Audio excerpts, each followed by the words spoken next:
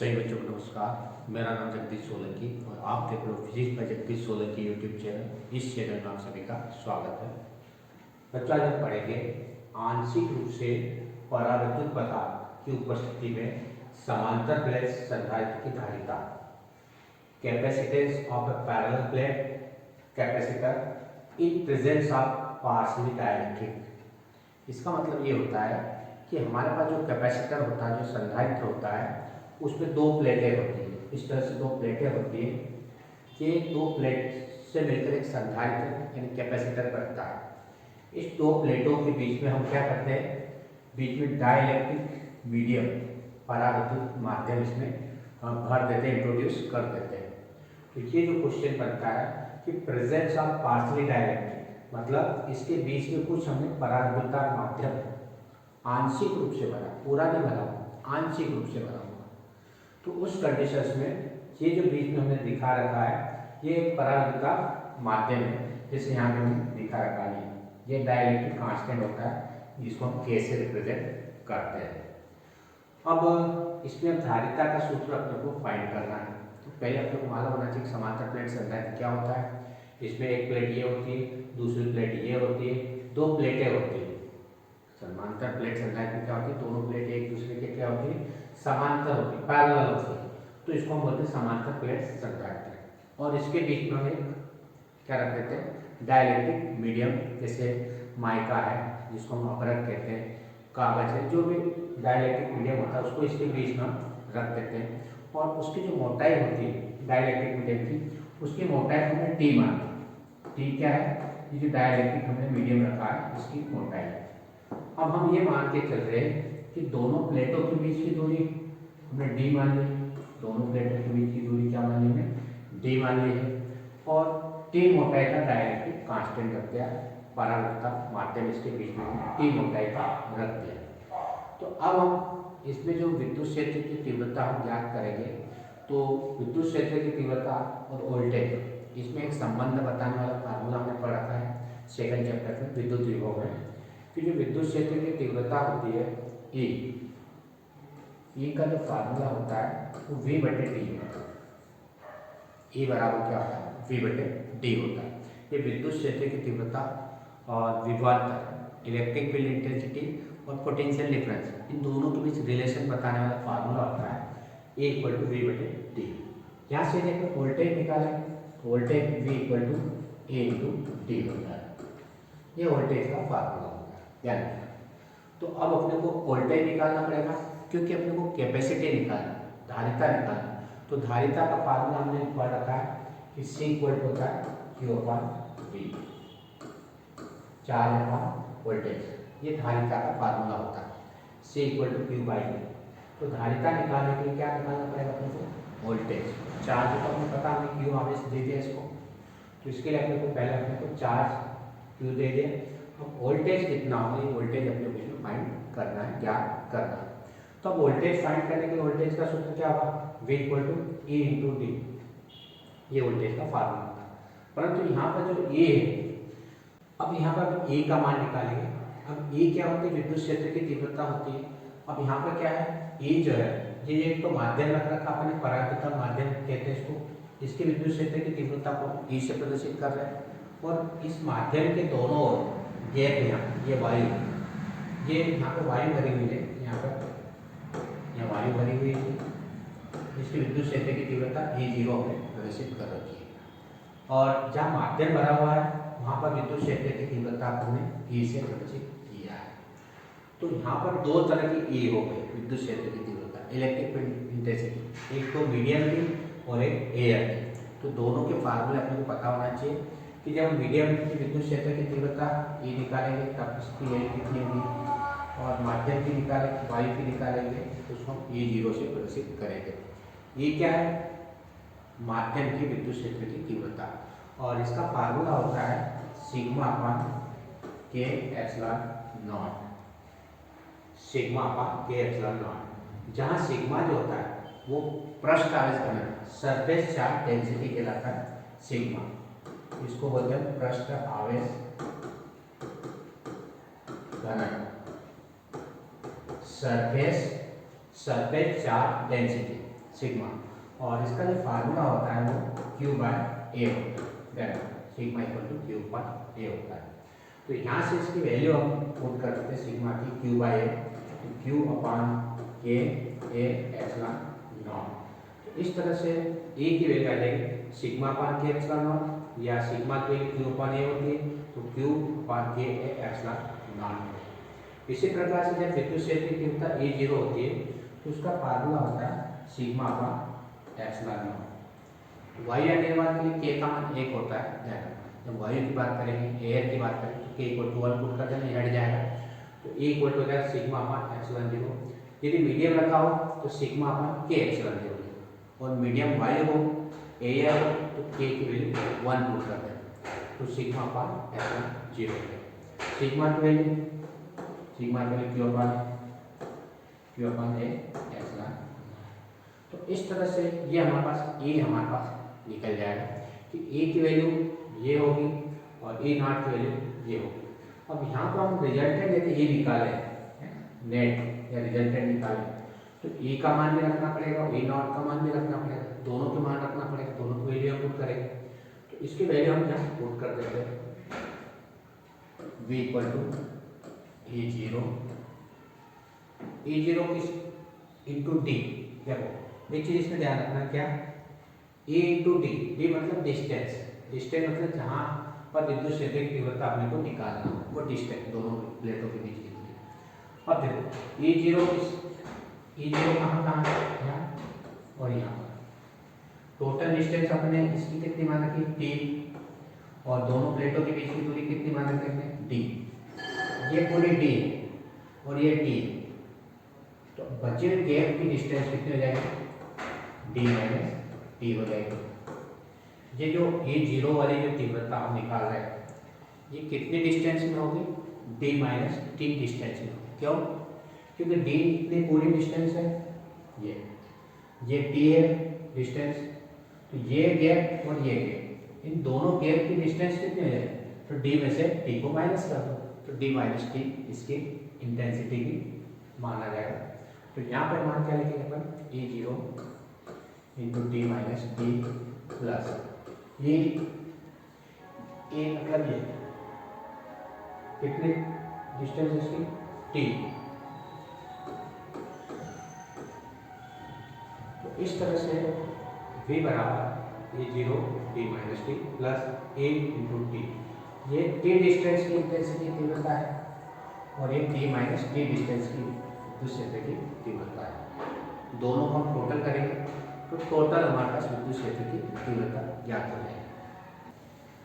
अब यहाँ पे ये ध्यान रखना है कि जो ए जीरो है वो डी माइनस टी डिस्टेंस में उपस्थित है और ए जो है वो टी डिस्टेंस में उपस्थित है।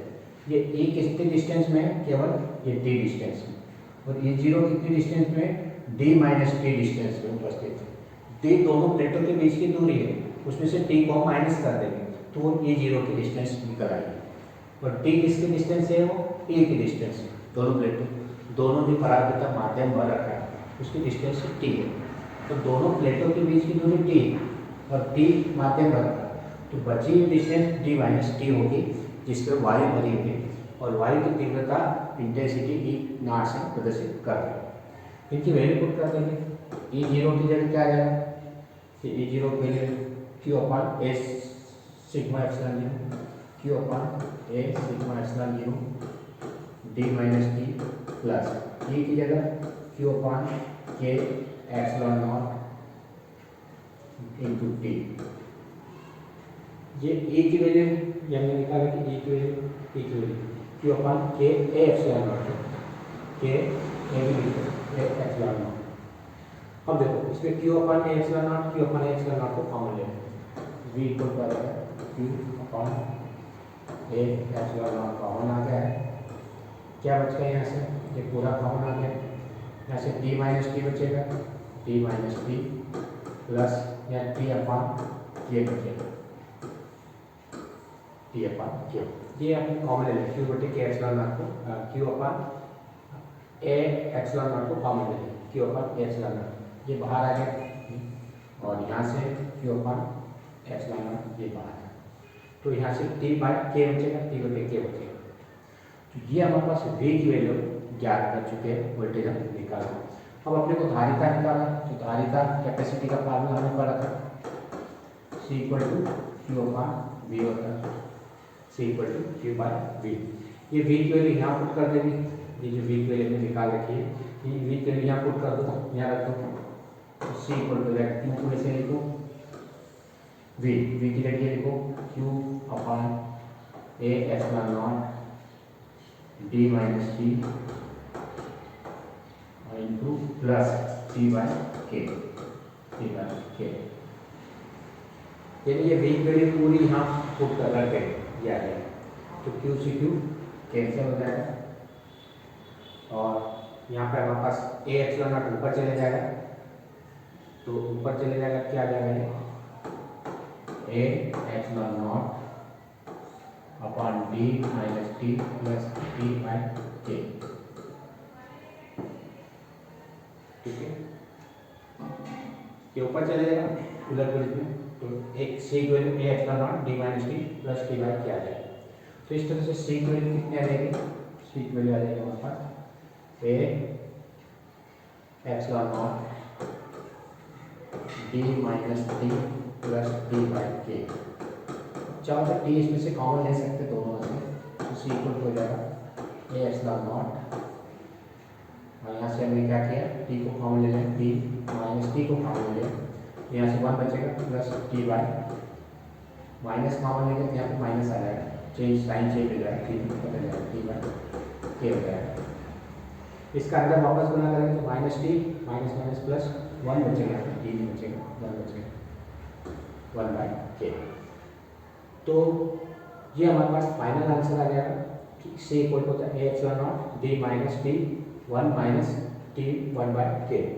यदि माइनस टी का अंदर मल्टीप्लाई किया तो ये माइनस टी और माइनस माइनस टी अपॉन के, ये वापस आ जाएगा। तो ये हमारे पास फाइनल आंसर आ जाएगा फेयर।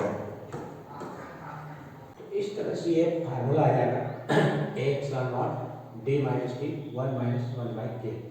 अब मान लो कि इसमें हमने कोई परावर्तकता माध्यम नहीं बना, t बराबर 0, मतलब कोई परावर्तकता माध्यम नहीं रखा, तब उस कंडीशन में क्या आ जाएगा आंसर, t बराबर 0 रखेंगे, t इक्वल टू 0, तब क्या हो जाएगा, या t की जगह 0 रख देंगे, ये पूरा 0, इसका मल्टीप्लाई इसका करेंगे तो पूरा 0 हो जाएगा, a एप्सिलॉन 0 अपॉन t। ये कब आएगा, जब परावर्तकता माध्यम हमने नहीं पढ़ा होगा, टी मोटाई का है, मतलब कोई मोटाई यानी कोई परावर्तकता माध्यम हमने उसमें डाइलेक्ट्रिक मीडियम हमने कोई भरा ही नहीं, तब टी इक्वल टू 0।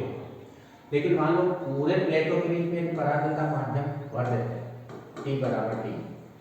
टी बराबर टी का मतलब क्या हुआ कि जो प्लेटें हमने ले रखी, दोनों प्लेटें, इस पूरे प्लेट के बीच में पूरा परावर्तकता माध्यम भर गया, टी मोटाई, टी और डी बराबर, इस दोनों प्लेटों के बीच में पूरा परावर्तकता माध्यम यानी टी इक्वल टू डी।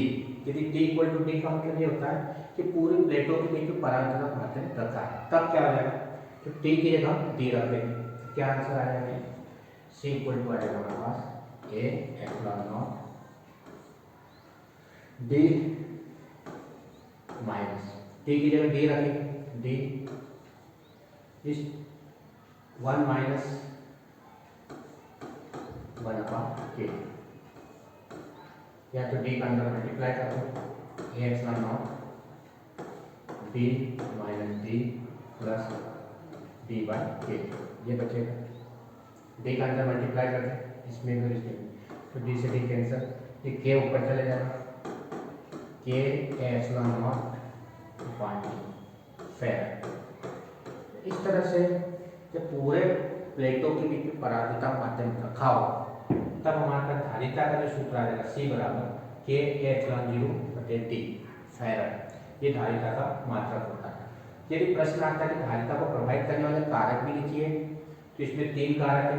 पहला affecting the factor of capacity, मान लो क्वेश्चन आता है affecting the factor of capacity, तो पहला कारक है के सी प्रोपोर्शनल के, यानी कैपेसिटी डाइलेक्ट्रिक कांस्टेंट, धारिता परावर्तकता जो होता है उसके समानुपाती होती है। इसका मतलब ये है कि के का मान यदि बढ़ाएंगे तो सी का मान भी बढ़ेगा। के का मान इंक्रीज करेंगे तो सी का मान भी इंक्रीज होगा। दूसरा कैपेसिटी जो होती है एरिया पर डिपेंड करती है। तो प्लेटों का क्षेत्रफल, एरिया ऑफ प्लेटों का क्षेत्रफल यदि इंक्रीज करेंगे तो कैपेसिटी भी आल्सो इंक्रीज हो जाएगी, धारिता भी बढ़ जाएगी। तीसरा कारक हमारे पास दोनों प्लेटों के बीच की दूरी, इसके उल्टा विद क्रमानुपाती इनवर्सली प्रोपोर्शनल, तो दूरी बढ़ाएंगे तो कैपेसिटी कम हो जाएगी, धारिता का मान कम हो जाएगा। तो ये 3 कारक अपने को पता होना चाहिए, क्योंकि क्वेश्चन 2 तरह से पूछा जाता है। एक तो ये सिंपल प्लेट समांतर प्लेट संधारित्र का क्वेश्चन यदि सिंपल आता है तो उसमें T = D पुट करके इसको ये आंसर ले आते हैं। लेकिन यदि माध्यम भरा हो T मोटाई का तो हमारे पास ये फार्मूला आता है, और यदि इसमें T की जगह D रख देंगे तो सिंपल कैपेसिटर जिसमें पूरी मोटाई में परावर्त तथा माध्यम भरा जाता है वो फार्मूला आ जाता है। तो दोनों क्वेश्चन, इस क्वेश्चन से दोनों क्वेश्चन को एक साथ सॉल्व कर सकते हैं। यदि मान लो समांतर प्लेट संधारित्र पूछता है और उसकी धारिता का सूत्र पूछता है तो प्लेट के बीच में माध्यम भर देंगे T मोटाई का और T = D रख के इसको हम सॉल्व कर लेंगे। और यदि माध्यम वाला पूछते हैं आंशिक रूप से तो उसको यहीं तक सॉल्व करना है, यानी एक ही क्वेश्चन से हम 2 क्वेश्चन सॉल्व कर सकते हैं। धारिता को प्रोवाइड करने वाले कारक 3 कारक K, A और D, एप्सिलॉन नॉट कांस्टेंट है, ये इस पर निर्भर नहीं करती है। तो इस तरह से ये हमारा पूरा क्वेश्चन सॉल्व हो जाएगा। यदि वीडियो आपको अच्छा लगता है तो आप इस चैनल को सब्सक्राइब करें, अपने दोस्तों के साथ वीडियो को शेयर करें और बेल आइकन के बटन को प्रेस करें ताकि आने वाली वीडियो की नोटिफिकेशन आप तक पहुँच जाए। धन्यवाद। जय हिंद, जय भारत, वंदे मातरम।